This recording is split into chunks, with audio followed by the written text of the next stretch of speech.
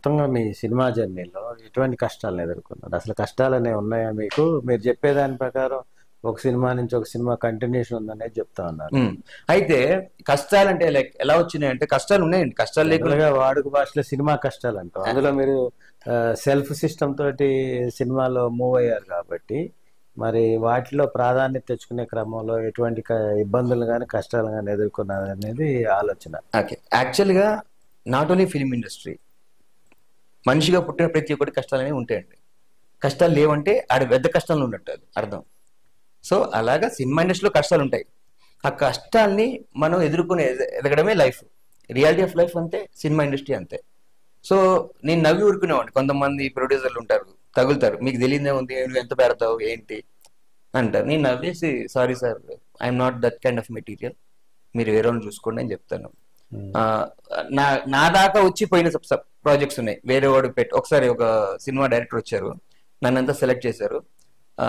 Remuneration ఎప్పుడు demand చేయనండి, producer ఎంత చెప్తే అంతే రెమ్యునరేషన్. అంతా అయిపోయింది, 1 week లో షూటింగ్ స్టార్ట్ అవుద్ది. డైరెక్టర్ వచ్చాడు, ప్రొడ్యూసర్ వచ్చాడు, సార్ ఒక అబ్బాయి 15 లక్షలు పెడుతున్నారంట, వాళ్ళే రిటర్న్ ఇస్తారు, సార్ మంచిది కదా సార్ చేయించుకోండి అని చెప్పి.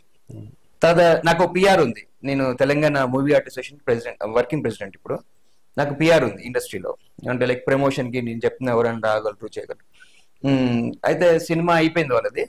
అవ్వే ముందు చెప్పాను, సార్ వేరే వాళ్ళు పెట్టుకున్నా పర్లేదు కానీ టాలెంట్ ఉన్న వాళ్ళు పెట్టుకోండి, నన్ను పెట్టుకోపోయినా పర్లేదు అని చెప్తే వాళ్ళు చేసుకుని వచ్చారు. సార్ ఫస్ట్ కాపీ వచ్చింది, కొంచెం రికమెండ్ చేయండి ఎవరన్నా మన అంటే. నేను చూశాను షో, దాంట్లో హీరోకి డైలాగ్ యాక్షన్ కాదు, నడవడం రావట్లేదు వాడికి. సార్ ఈ సినిమా మీరు కొంటారా, మీరే డిస్ట్రిబ్యూటర్ కొంటారా అంటే నవ్వుతున్నాడు. అటు 15 లక్షలు పెడతాడు, పెట్టాడా అని అడిగారు. 1 లక్ష ఇచ్చాడు సార్, మిగతా ఏందన్న రిలీజ్ కావాలి కదా సార్ ఫస్ట్ ఆఫ్ ఆల్. ఇట్లాంటి రాంగ్ స్టెప్స్ చేస్తే ఇప్పుడు హీరో యాక్టర్ కూడా ఒక వర్కర్ అండి, డే అండ్ నైట్ కష్టపడతాడండి, వాడికి బిల్స్ ఉంటాయి, వాడికి కష్టాలు ఉంటాయి. అప్పుడు నేను చెప్పాను, సార్ మీరు ఎంత రాంగ్ స్టెప్ అంటే ఇది, వాడి డబ్బులతో సినిమా తీయరు కదా, ఇంకోటి ప్రొడ్యూసర్ అనేవాడు డబ్బులు అడిగితే ఆడు ప్రొడ్యూసర్ ఎందుకు వేయడు. సో ఇలాంటి కష్టాలు చిన్న చిన్నవి ఎదుర్కొన్నాను, చూసి లైట్ తీసుకున్నాను. అంటే ఇంకోటి, నేను ఏది కూడా మనసు మీద తీసుకున్నానండి.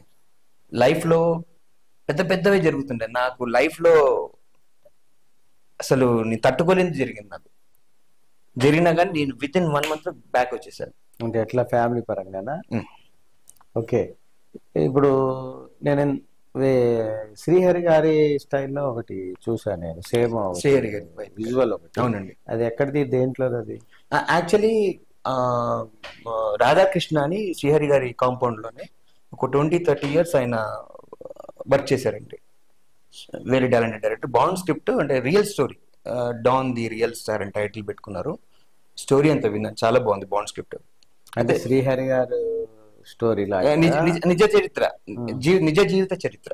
శ్రీహరి గారు మెకానిక్ షెడ్ నుంచి ఆయన ఎలా హార్డ్ వర్క్ చేసుకుని వచ్చారు, వాళ్ళ పేరెంట్స్ నుంచి ఎలా సపోర్ట్ వచ్చింది, వాళ్ళ ఫ్రెండ్స్ నుంచి ఎలా సపోర్ట్ వచ్చింది, ఆయన డే టు డే ఎలా ఎదిగారు, ఆయన ఎండింగ్ ఎలా అయింది, అంత బాగుంటుంది సబ్జెక్ట్. అది దానికి వచ్చిన ట్రయల్ షూట్ చేశారు, ఇంకా షూటింగ్ స్టార్ట్ కాలేదండి. ప్రొడ్యూసర్స్ తోటి ఏదో ఆయన ట్రయల్స్ లో ఉన్నాడు, just it's a trial shoot.